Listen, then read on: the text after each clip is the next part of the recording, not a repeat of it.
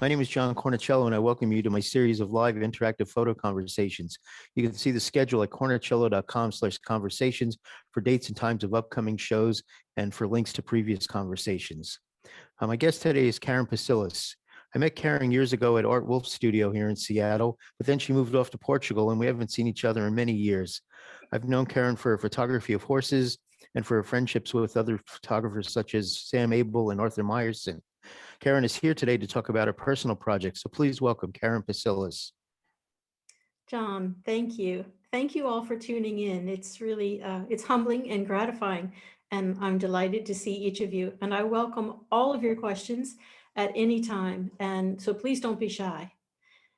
I was pleased, very, very pleased to have the invitation from John, and particularly to reconnect, because we had a lovely friendship in Seattle, and I'm delighted to be here. So thank you once again, John. It's a You're real pleasure. welcome. Thank you. Thank So I want you. to start out with you've had some interesting good news this week. Well, a couple of things are going on, and I'm just starting a new book project, and that kind of is a nice thing to be happening along with the news that I had, which was that my fine press edition of Cavalo Lusitano has been acquired by the Getty Research Institute, the Getty Museum, and the Library of Congress. And so I can take next to zero credit for that. I'm going to give credit to my publisher, Veritas Editions, and all of the team that came together to make Cavalo Lusitano. And we're going to look at a little bit of that in just a minute. So thank you for that, John. Sure. Which project do you want to start with? Or do you want to just talk about doing projects in general and what they mean to you? Well, I think that I'll talk about doing projects in general as we click through some images, if that's all right with you. Sure. Okay, I'm going to share screen.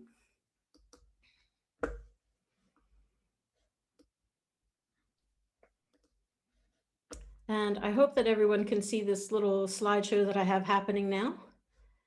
Yeah, we see the slide showing your thumbnails. Is that? Yeah, I'm going to leave the thumbnails up if that's okay, because if I Cool. don't, then I can't see people, and that's like unnerving for me. So, Yeah.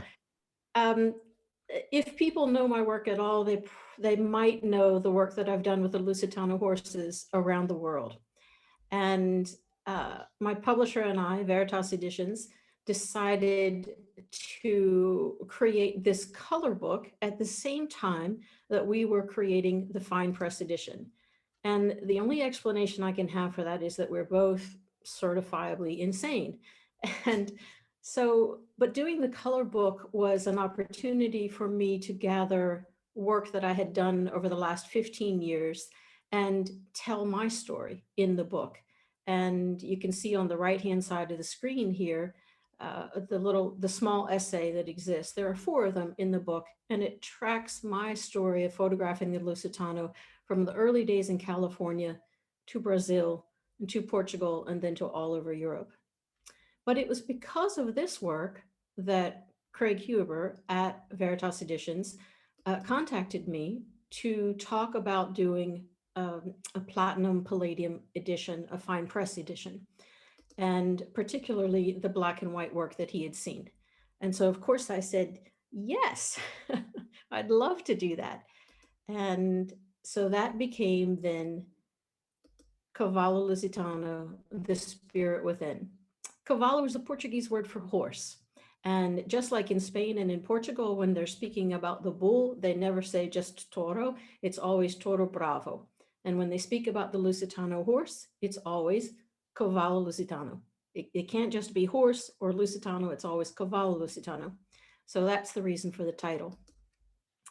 More importantly, the book itself. We decided that we had to make the book as refined and as textural and sensuous and tactile as it could possibly be, because I wanted every aspect of the book to feel like an aspect of the Lusitano. And so we started with this wonderful handmade case designed and created by Jim Fitzgerald, a wonderful photographer in his own right and maker of large format cameras.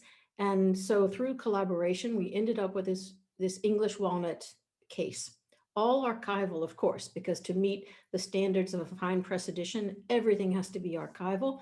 And so the wood has to be aged more than 5 years, and the finish that goes on it has to be archival as well. So lots of technical things that I was happy to leave to Craig and Jim. I'll show you a bit of the work that went into it. I am not a platinum palladium printer. That job fell to Stan Klimek, who is a master of platinum palladium printing. And my good friend, Mark Muse, and I collaborated creating the negatives for Stan. And then Stan took it from there to make the platinum palladium prints for the book. There are 15 prints in the book, 1 photogravure, and then in the back of the book, there's a separate portfolio where the images are loose, where there are 3 vertical gum over palladium images. So those are just a few of the images that are in the book. But here are the parts of the book that I find really, really intriguing. Long before I came to photography, I had a printing and binding business for more than 20 years on the East Coast. So understanding the parts and all of the different components of a book is second nature to me. So when it came time to create the hand-bound book, of course, then we wanted it to be letterpressed, each page individually printed. The binding, of course, very traditional sewn binding. But then the materials that went into it, I wanted to elevate. And if you look at the image on the lower left-hand corner there, you see a felted piece. And that was created by Janice Arnold in Oregon to look like how I described to her the coat of a baby Lusitano. Because when the baby Lusitanos are born, they're almost all born in a very dark coat, almost black. But 60 to 70% of them will turn gray over their life.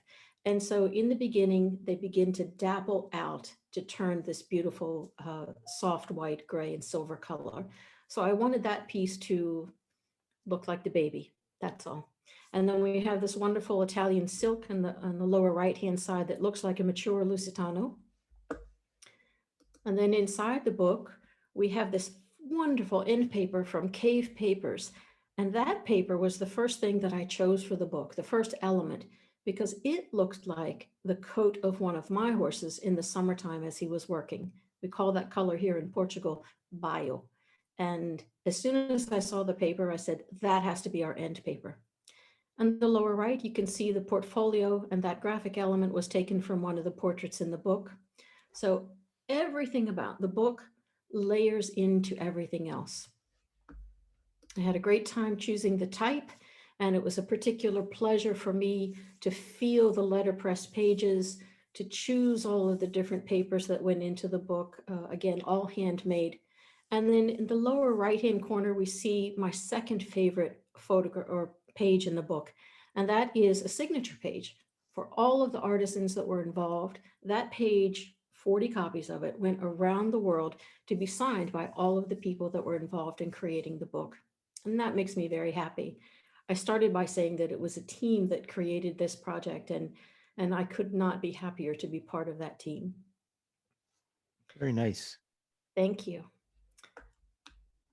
I'm going to If move. people have questions about anything they're seeing here, please type them in the chat or Yes. unmute and ask us. Please.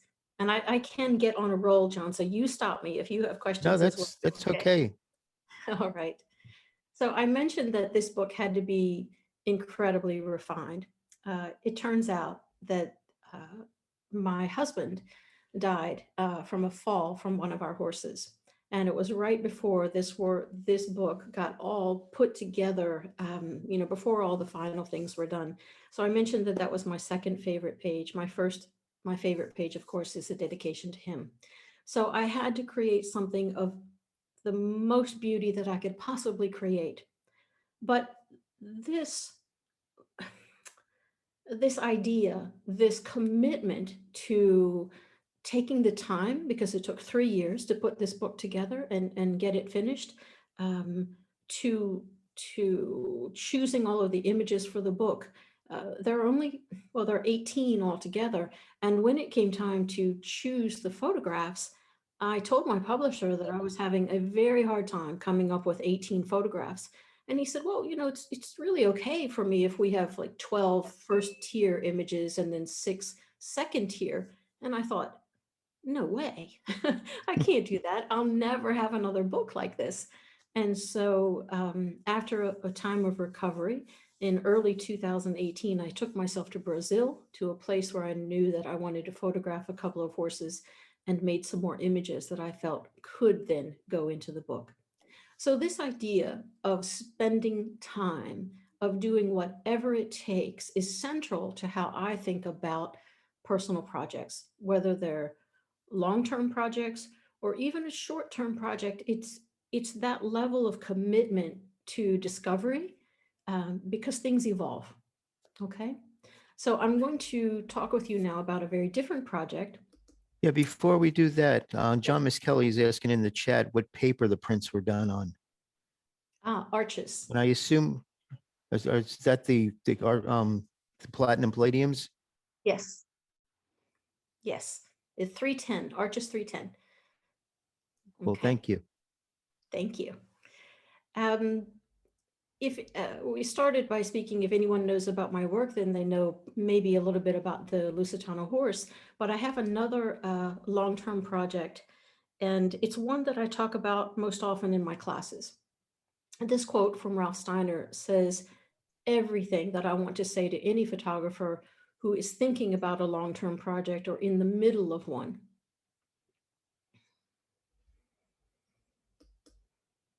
And the question I get most often from students is, how do we discover what our projects are? And my answer is always the word integration. We have to be thinking about what it is that makes us who we are, our strengths, what are our other creative endeavors, what are our interests, our passions. And when you really begin to understand that, it can lead you to what a long-term project can be. And then we have to think about, does the project have visual appeal, something original or authentic to say?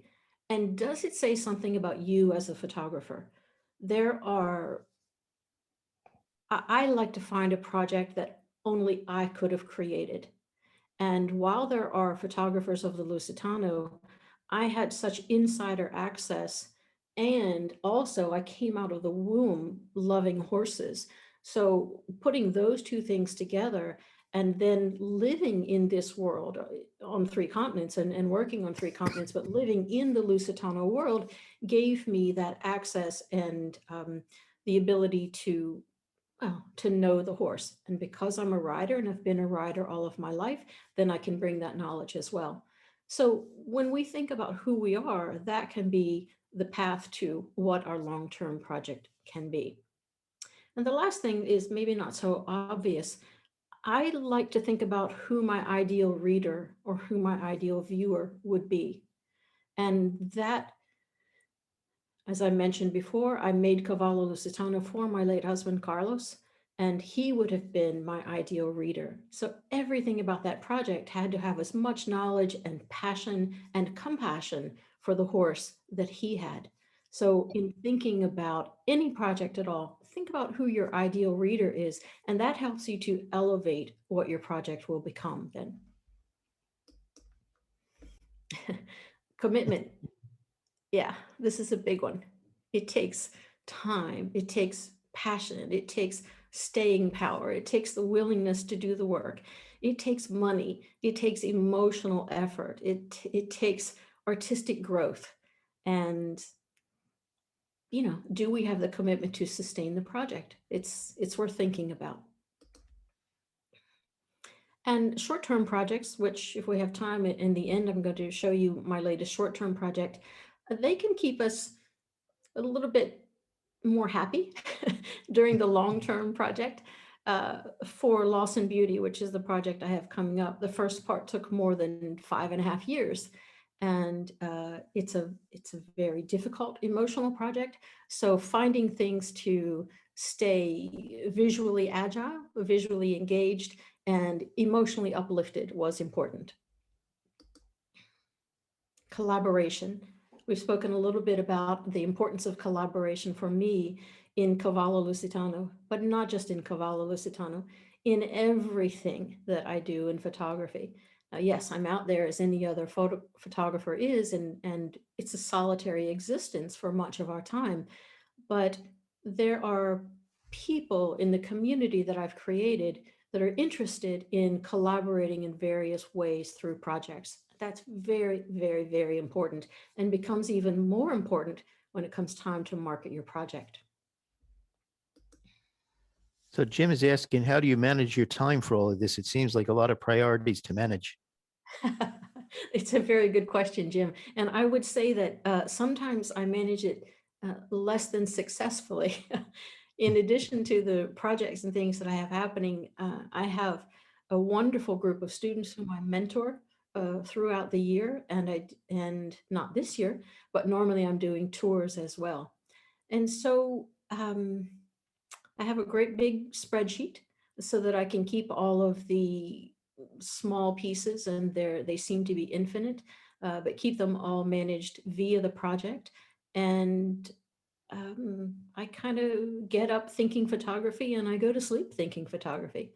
Um, this year has been easier because I haven't been on a plane every 5 to 10 days, and it's actually been quite a blessing. And that's why I started this crazy new project that I'll share with you at the end. But that's a good question.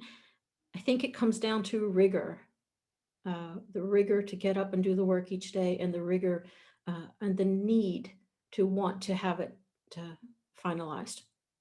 It lives within me. It keeps me uneasy, like always uneasy, like there's more work to do. So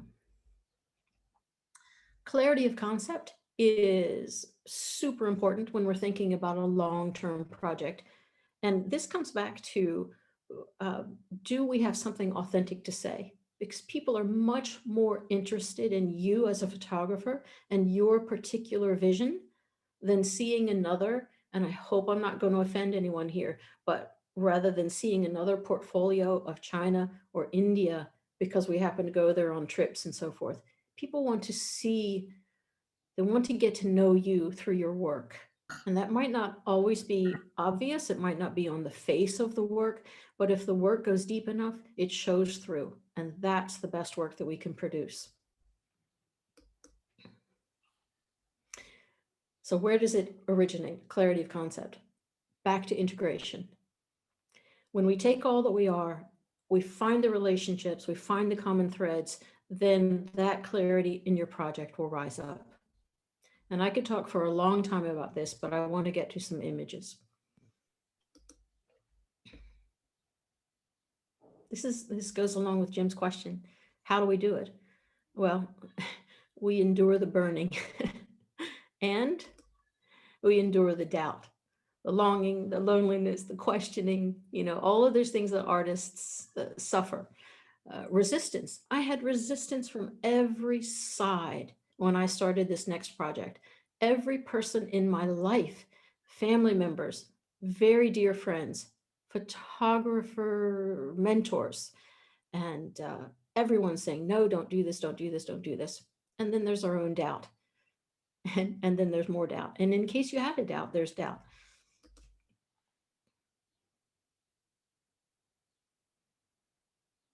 It's not a small job. So in late 2010, I was invited on a road trip into Eastern Europe by a friend, and he and his wife, well, I met them in 2001 walking the Camino de Santiago, and I just got this call from Franz and Francie and said, we're going to take this trip. Do you want to go? Well, my habit is to always say yes, and so off we went. And where did we go? We left Holland, and as soon as we crossed the border of Holland, nearly as soon, I saw a sign for Bergen-Belsen, and I asked Franz if we could go there, and he looked at me sort of strangely, and I said, well, it's really important. I've always been a student of history, and I know that Anne Frank died there, and I'd like to go. And so we went. But I was confronted by color and sun and light and not barking dogs and black and white monoliths and horror. I was confronted by beauty, and I didn't know how to respond to it. And that not knowing how to respond continued for the next several weeks. In a tiny town in Eastern Germany, I saw the first of these Stolperstein. And there was, maybe 2 or 3 days in between that first experience in Bergen-Belsen and then getting to Goslar. No, this was in Celle, in Celle, and seeing these Stolperstein. And in my mind, I was thinking, how could it be possible for a person to have anything authentic to say about the Holocaust that hadn't survived it? And this was the answer to me, that it was possible. This project, started by Gunther Demnig, now there are more than 70,000 Stolperstein all across Europe that seek to remind us of the victims of the Holocaust. These small brass plaques are embedded in sidewalks in front of the homes where they were deported from, and it tells the story in the various languages of whatever country it happens to be, the date they were born, the date they were deported, where they were sent, whether they were murdered or survived. And so this project said to me, it's possible. But I went further into Eastern Europe and then into the Czech Republic, now Czechia, and struggled to make authentic photographs. And I think that you can agree that these are pretty standard photographs. And so when I settled down and stopped thinking about making a photograph that had something to say, and I remembered the words of my mentor and dear friend, Sam Abel, sitting on my shoulder saying, make the best available photograph. So stop thinking about all of that other stuff. It's just getting in the way, and respond authentically, respond photographically. And then I started to make photographs that I felt had something to say, but I still didn't know what. So I went back home. At that time, I was still living in West Virginia, and I went back home and read for a year a number of volumes, thought about if I really wanted to take this on, thought about what kind of project this would be before I took myself back. So in November of 2011, I went back for the second time with the thought to create a project, still not knowing what that project would be. But when we say yes, sometimes magic happens. And on this trip, the photograph that you see in front of you is in an attic in Terezin, which was Theresienstadt. And I was the first Western person to see these drawings, and there are poems and there are messages left in this attic, because in 1945 and in early 1946, and after people left Theresienstadt, after it was used as a displaced persons camp, all of these attics were closed. And then it was forbidden to speak about what had happened there. And so when a young man that I knew through another connection bought this apartment and discovered what was in his attic, I was invited to come and see it. Here we can see a larger image of what I was showing in that. This is a drawing of the Charles Bridge in Prague, left there by a victim during the Holocaust. So now I'm back and started to work on the project. And this is the book that came of it 5.5 years later. But as I was making those individual photographs, again, as I was saying, I had no idea what the final project would be. It turns out that they are composites of images that I made on each of my 12 trips there. And those composites were made to illustrate something historical, something aesthetic, something emotional, or some personal, perhaps a bit of biography. And I'll just stop and explain. I think this is the easiest one. On the left of this image, you see the siding of one of the railways in Auschwitz. And on the right, you see the train station in a town called Bohosevich. And Bohosevich was the train station where the victims were sent, where they then departed this train and walked to Theresienstadt. And then when they had an order for transport, they walked back from Theresienstadt to Bohosevich, boarded the train again, and then Auschwitz, which was for the vast majority the final destination. So that's why these two pictures are together, because it depicts the journey that was undertaken by most of the people from Theresienstadt. Over in the chat, Veronica said that possibly under view options, you might be able to enlarge the photo. Is that Let's have a look. I'm always open to learning something more. maybe under It's Zoom everybody there? can, John, everybody can do it on their own. I changed mine to 100% and then moved her over a little bit. And I'm able to see them quite a bit larger. The view options at the very top of the Zoom screen. Okay. Thanks, Jack. Okay, go ahead, Karen. Thank I'll you. just edit that out. Thank you very much. Oh, no worries. This image is particularly important to me. On the top right-hand triangle, we have an image from an attic in Terezin that spoke to me of the everyday task of doing laundry, even in this tiny little space where more than 12 people lived, no bigger than the room that you see behind me. And in the lower left-hand corner, you see the uniforms in Auschwitz, and this is in barrack number 10. Women were forced to go into this room, removed their uniform, and walk then naked to be murdered in front of the death wall. And so the idea of laundry being such a banal, such an everyday thing was the reason that I put these two images together. Two sides of the same experience.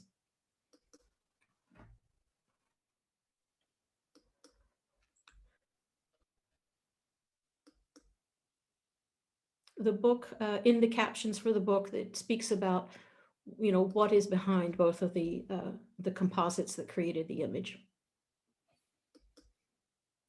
This has been shown in many, many places across the United States, and I've been lucky enough to be there for most of the openings and met survivors and people who are just interested in the history.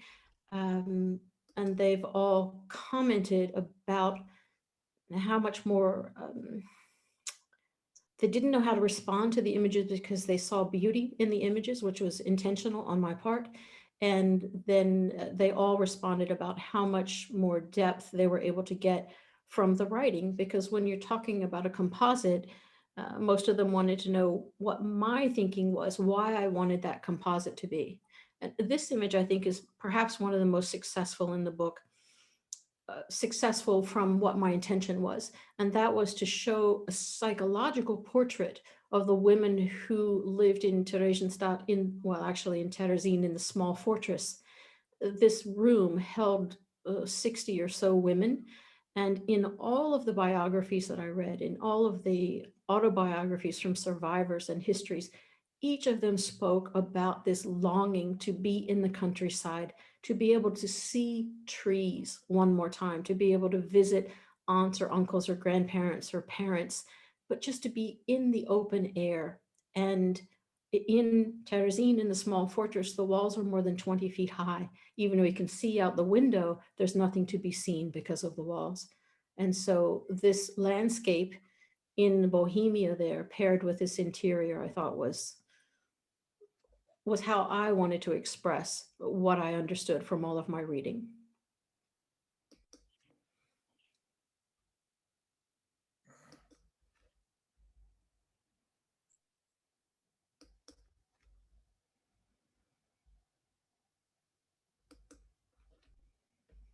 Every once in a while, I have people ask me about this image and if I didn't think that it was offensive. But in the book, the caption reads that I come from a Protestant background, and anyone seriously engaged in any inquiry of the Shoah, of the Holocaust, has to come to some personal understanding, if you have a belief in a higher power, of what the presence of God means in the face of such evil. And this is me trying to work this out. This is an image of Christ that I found outside off on this lonely country road, overlaid in the latrine in Auschwitz, at Auschwitz-Birkenau, excuse me. This was the only place that prisoners could go to have private conversations. It was so horrific that the guards wouldn't go inside. And so they were free to have conversations with friends and family members. But finally, the last image in the book is one of hope. This is a restored Spanish synagogue in Prague overlaid on a ruined synagogue in the middle of Poland. And this idea of hope and this idea that I had about pairing loss and beauty came from my reading of this wonderful book titled The Girls of Room 28. There were 14 young girls who were survivors that lived in one room in Theresienstadt.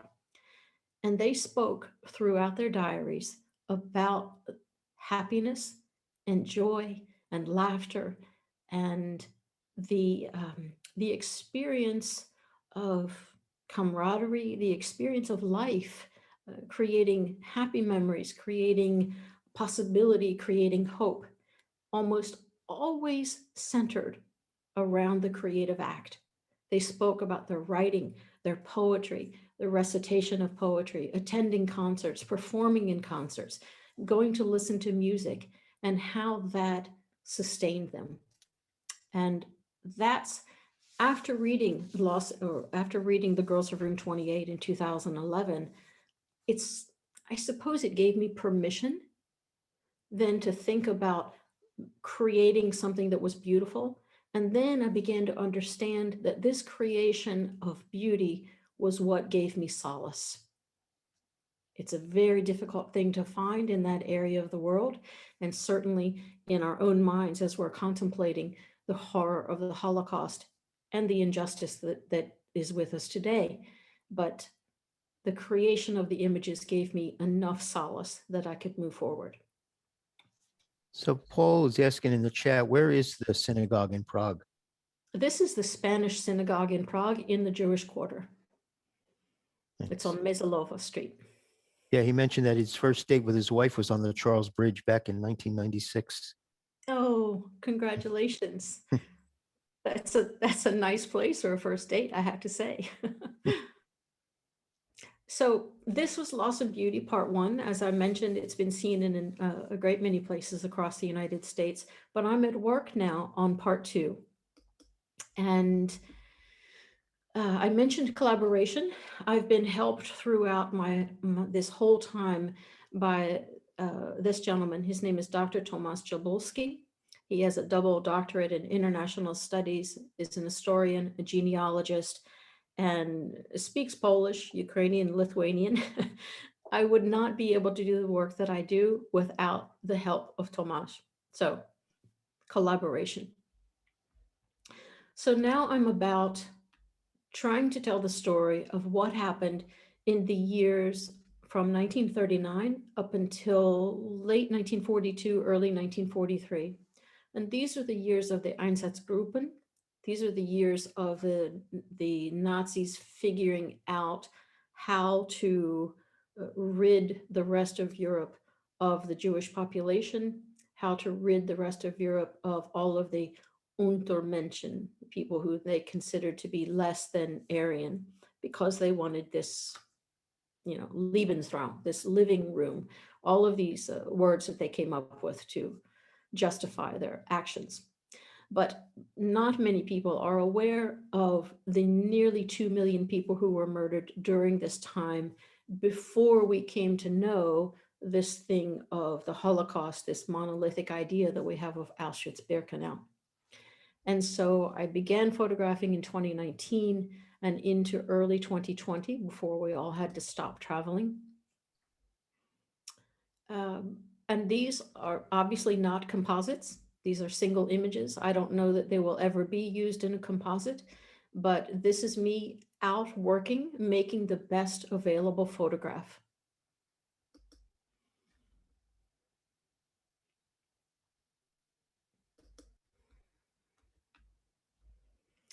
This is one of the first composites that I made because I found this area in this birch forest where a very small bird had been perhaps made into a lunch or a dinner for a much larger bird. But of course, it made me think of all of the younger victims of the Holocaust. And this birch forest is growing up over an ash field and over a cemetery, if you will. This is a photograph of a ghetto in Częstochowa in Poland. And Częstochowa is famous because it's the seat of the protective Virgin Mary, this statue that was put there in this great basilica in the late 1500s. But this is the Jewish quarter, or this was the Jewish quarter. There are no Jews there now. And I've overlaid the ruined cemetery that's about 3 kilometers outside of town, because most of the inhabitants of this ghetto, which looks just like it did in the 1940s. I mean, it's never been painted. There's no updated plumbing, wiring, anything at all.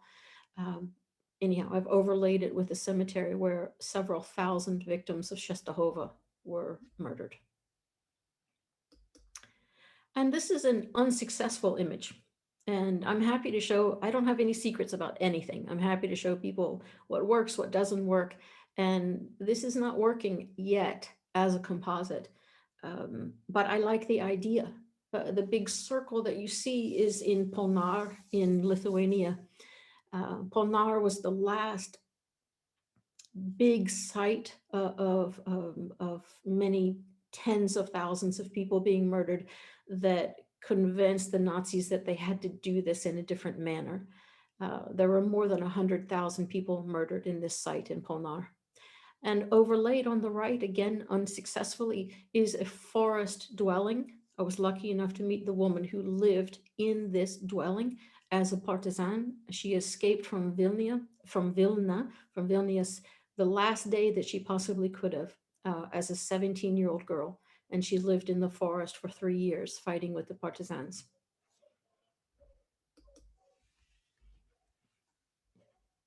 I think this work now, from a purely photographic standpoint, is perhaps a little more confident. I'm willing to be a little more bold in what I'm trying to say. You know, I spent 5.5 years being scared to death that I was going to offend someone or do the wrong thing or misunderstand something.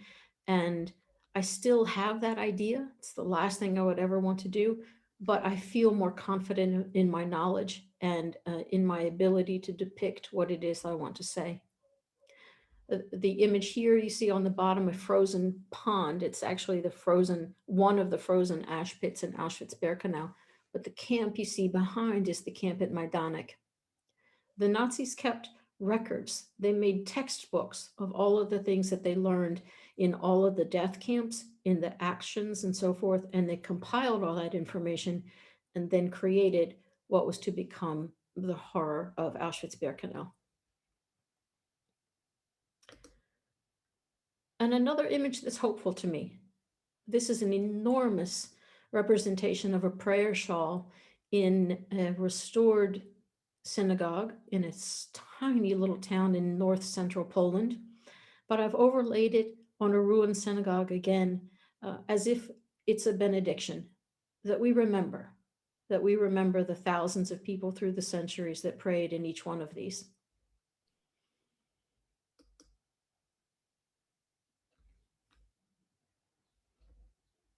And so, loss and beauty. So that's my idea of a long-term project. And so you're planning to go back there? Oh yes, I'll be back. I'll be back this November, depending on what COVID does to us. I'll be back this November and February of next year and into March, and then the following November, December, and January. And I hope to be able to finish this for publication and for exhibition in 2023. It'll start exhibitions that I know of right now in Krakow in spring of 2023. And then we'll move from there and then come back to the United States as well. So Elizabeth made a comment in the chat that's an incredible exhibition, commenting on the strong visual imagery and your knowledge of the subject matter that's unique, that you could take on any scholar. She owns 2 of your pieces, the Synagogue and a laundry piece. Oh, thank you, Elizabeth. It's it is a matter of great pride that my work hangs there. I don't have words to describe that, but I don't know that I could take on scholars. What I know is that I care deeply about getting it right. And I think that that is something that we should be thinking about for all of our long-term projects. I felt, I feel the same way in a different way. I feel the same way about the Lusitano and representing that heritage and history that is hundreds and hundreds and hundreds of years old. Of course, it has a different emotional quality than the work of Loss and Beauty. People ask me, why I do it, because it's very difficult. I will tell you, it takes an emotional toll. It's every time I go back and during the years 2011 through 2015, each time I went to get on the airplane, it was harder to leave.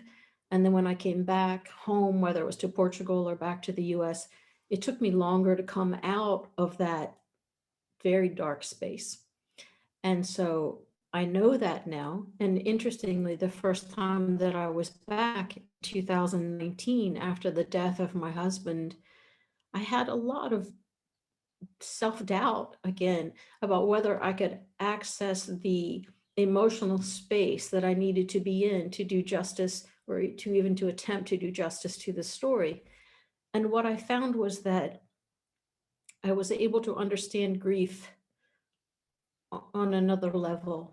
And I think it's helped the work. Of course, I would wish that it's not that way.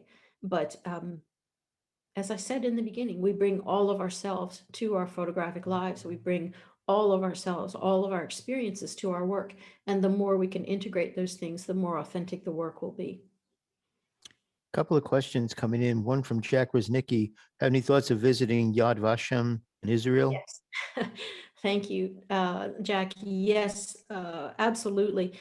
And when the work is nearly done, I will reach out through a contact of Dr. Chabulski and make an appointment and hopefully go and see the good people there and bring this work to them. And Absolutely. Ken was asking, why do you plan your trips to Europe over the winter? Oh, that's a very good question.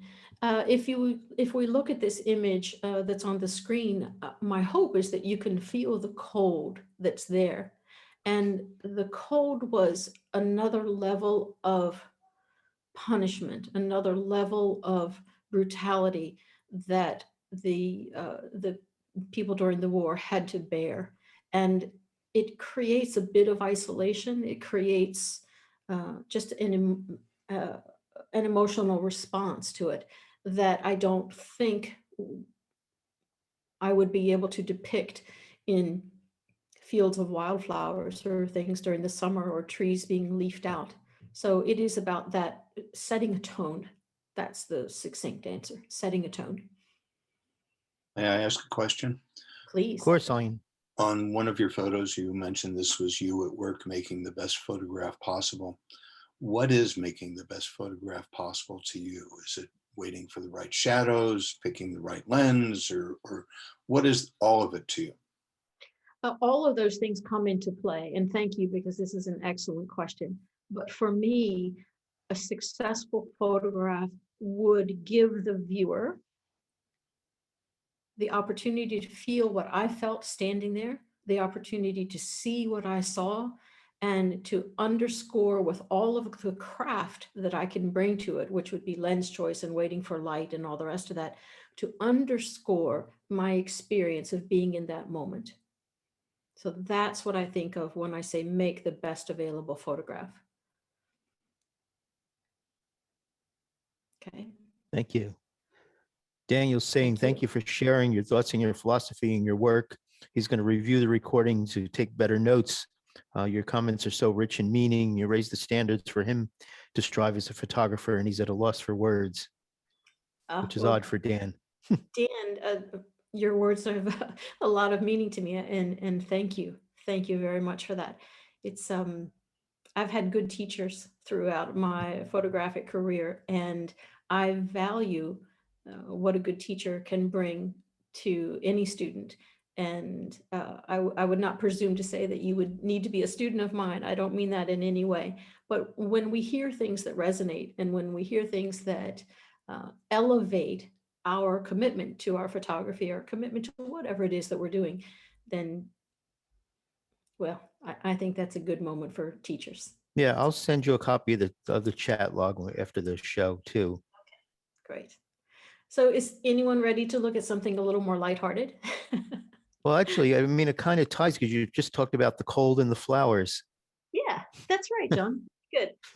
So, oh, I want to say before we move on to this that I am more than happy to answer any questions or talk with anybody at all. And my email is simply Karen@KeronPsillas.com. So don't be shy. And I that's love, Keron. yes, yeah, Karen@KeronPsillas.com. Jeff is asking when and where do you teach? I do a number of online things, as we all are doing, but I also teach from the Pacific Northwest Art School in Coopville, and I'll be there in September and October. First, I'll be assisting and teaching with Sam Abel, and then my dear, dear friend out of England, Charlie Waite, and then I'll have 2 of my own classes in between. And coming up online, I'm teaching for Art Intersection. And then in 2022, I'll be teaching at the Wild Rice Retreats in Wisconsin, which looks like a lovely place to visit.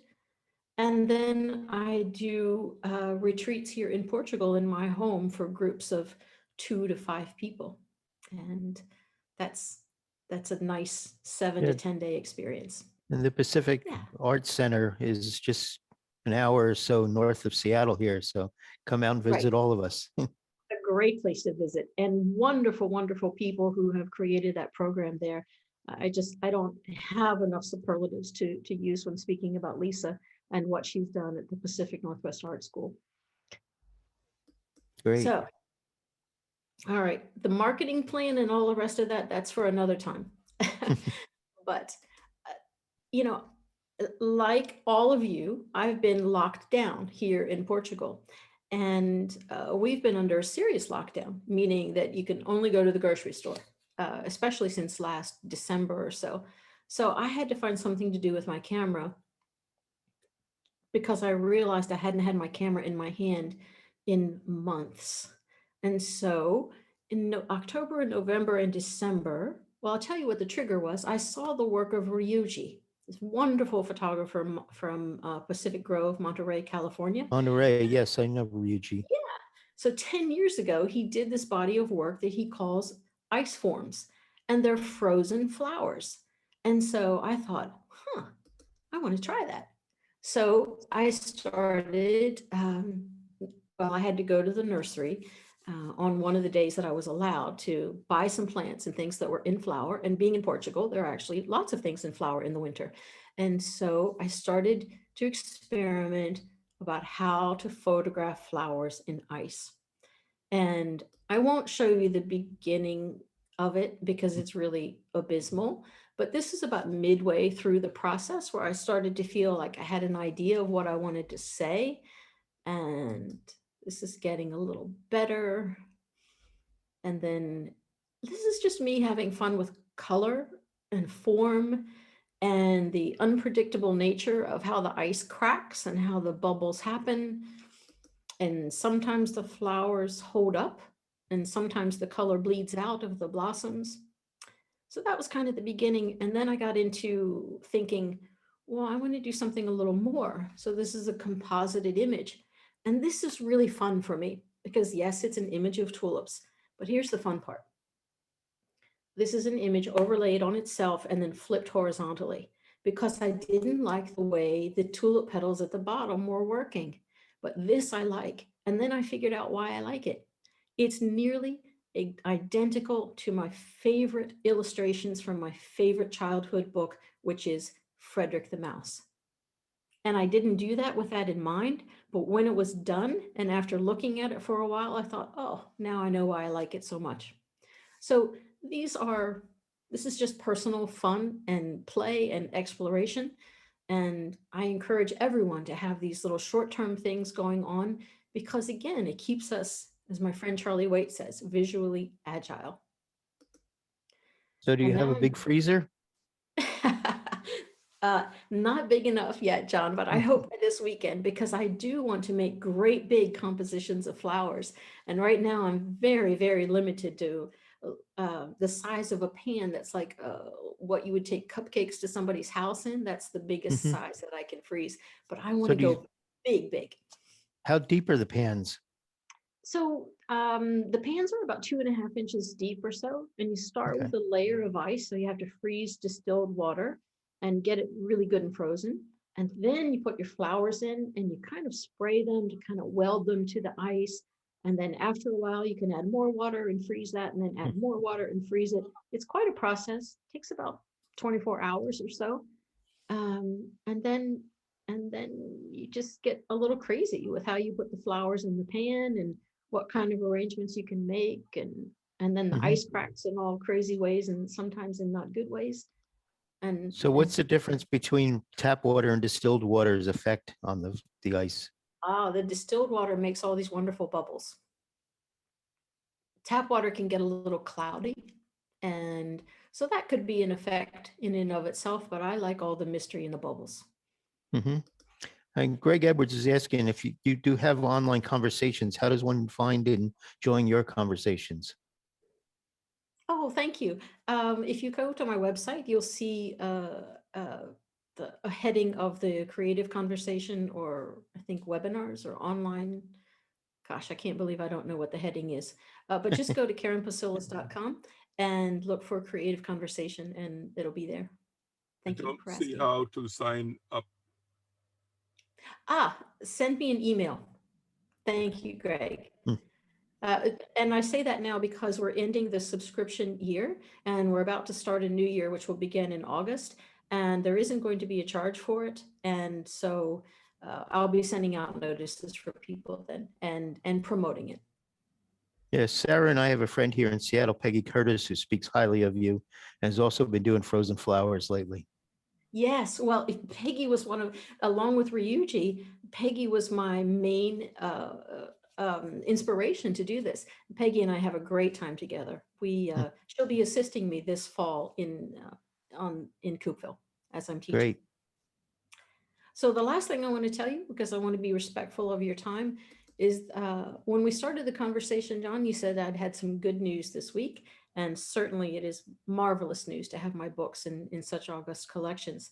But I'm also now just getting ready to announce this new project. And that is, it's a set of 10 titles, each book limited to 15 copies, numbered and editioned.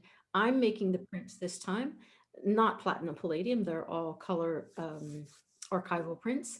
And they're going in this very handsome handmade accordion book block.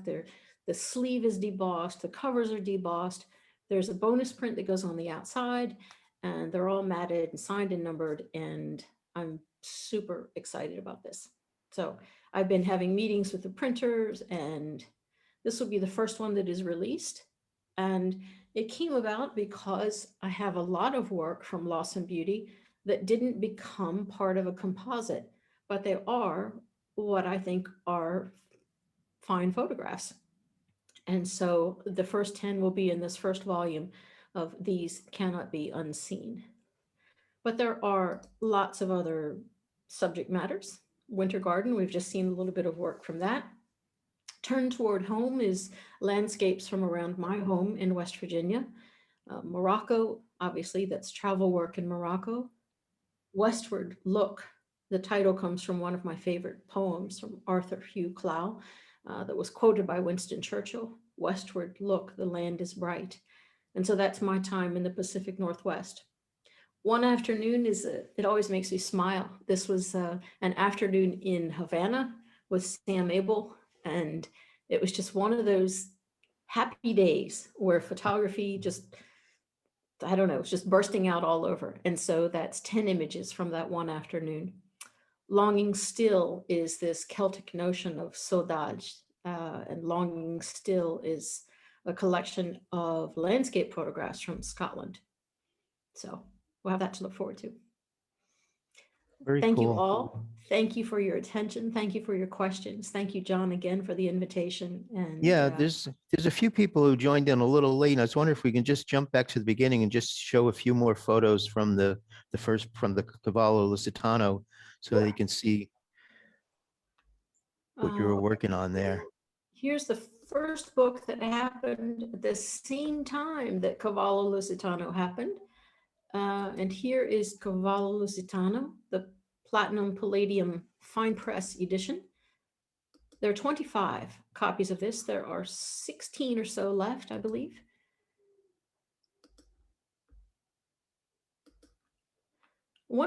I didn't mention this before, but I know each one of these horses, as in I've either ridden them or I've known them since they were babies, or, it's not just me walking into the farm or the fazenda or the ranch and saying, show me a horse. I know these horses. And for me, I hope that it creates a deeper connection. I feel connected to them. Yeah, just encourage those folks who joined in late to watch the replay of the conversation to get more information about this project. Thank you, John. So. Yeah, I want to open the floor to people who have questions or comments. You can unmute yourself and join in. I can honestly say you take things to a level above so much of what we see. It's just wonderful. I'm very much without words. Oh, thank you. That's very kind. It's my intention to do so, but in a humble way. It was so important to me to have this book be as beautiful and as authentic and true to the Lusitano as I could possibly make it, because it is tribute to my late husband. And he was a world-renowned presenter and trainer of the Lusitano. And I had to make it as fine as I possibly could. But I do approach all of my work in that way. Two things happened to me as a young person. First of all, I did grow up in West Virginia, and I have a father who valued a very, very strong work ethic. And at one point in my life, as I was working with him, he looked at me and he said, well, you don't do things by half. And at the time, I didn't know if he meant that as a compliment or not, but now I understand that he really did.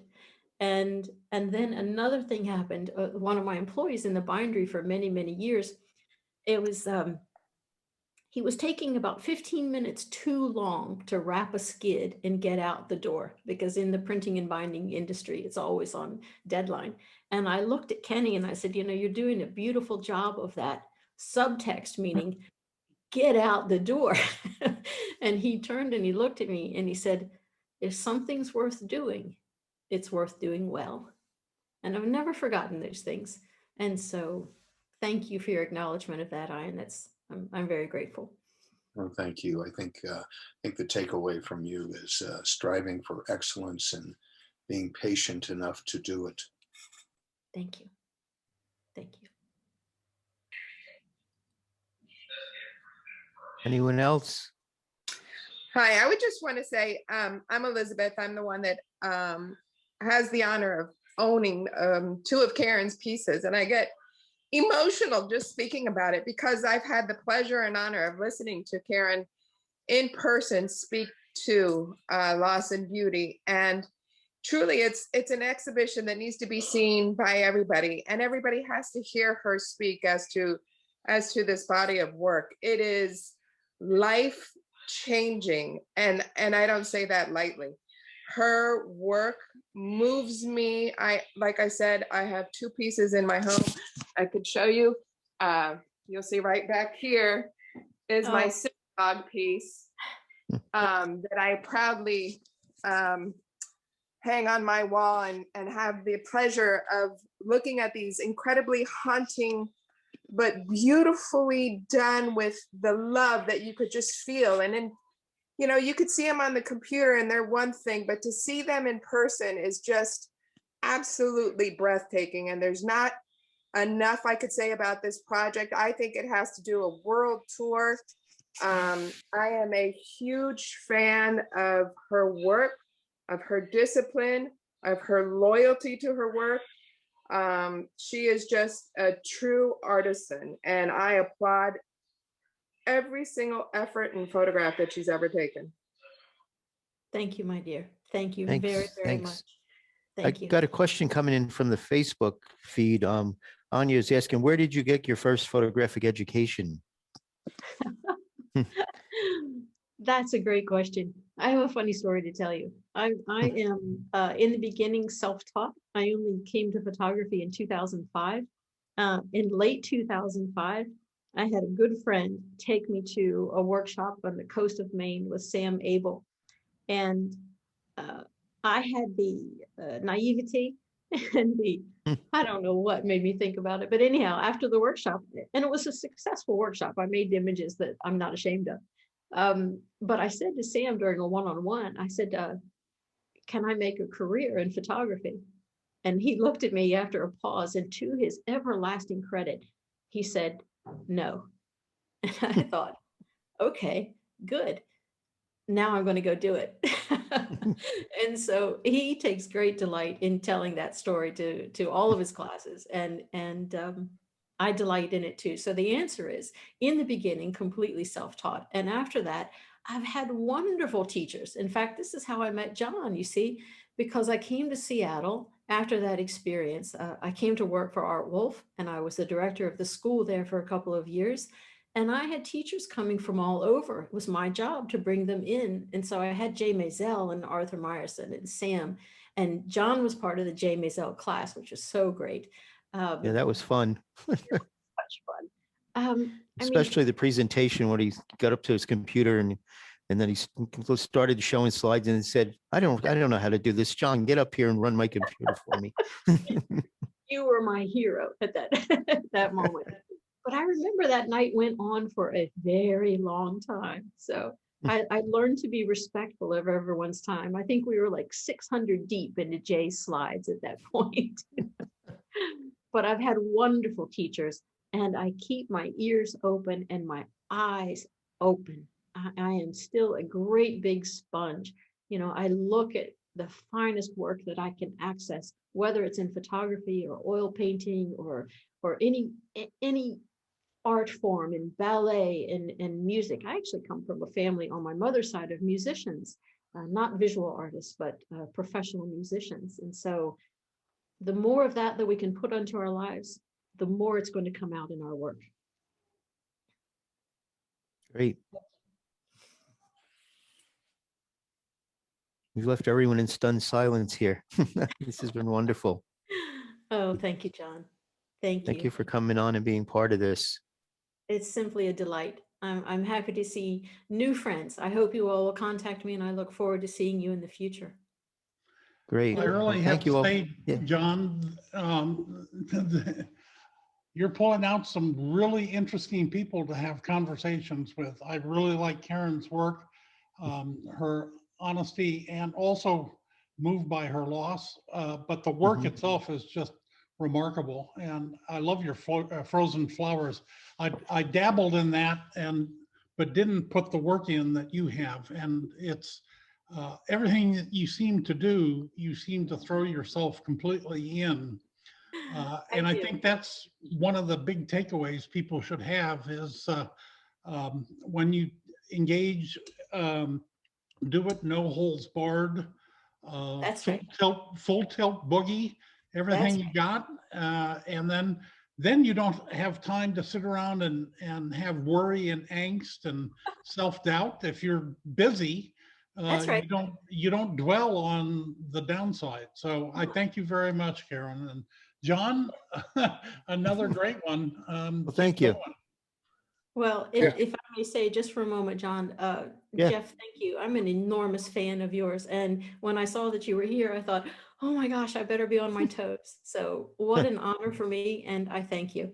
Well, And Stephen, did you want to say something? Yeah, I just wanted to offer a compliment too. I had to tune in late, so I'm looking forward to seeing the whole conversation. But some of those last images you showed of the horses were just so beautiful. Thank you. You were one of the reasons why I asked her to do that again, because I knew you came in late and you. Yeah, well, it's just amazing when what it does is just take you and revisit your heart to why you fell in love, why I fell in love with photography to begin with, the beauty of what a black and white print could be. That's And right. just a glimpse of those horses at the end, and then hearing you talk when I was able to log on.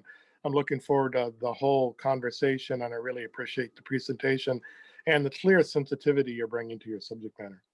Thank you, Stephen. What an honor for me. Thank you so much. And thank you for taking the time to comment. It's deeply meaningful to me. Thank you. Yeah. Great. Well, thank you all for joining us, and hopefully you'll see you next time. Thank you, John. Thank Let you, me John. stop Wonderful the. night. Thank you, John. Thank you. Karen. Bye, Thank you, everyone. John. Thank you, Karen. Thank you. Thank you. Come to Portugal. Come see me. Will do. Definitely.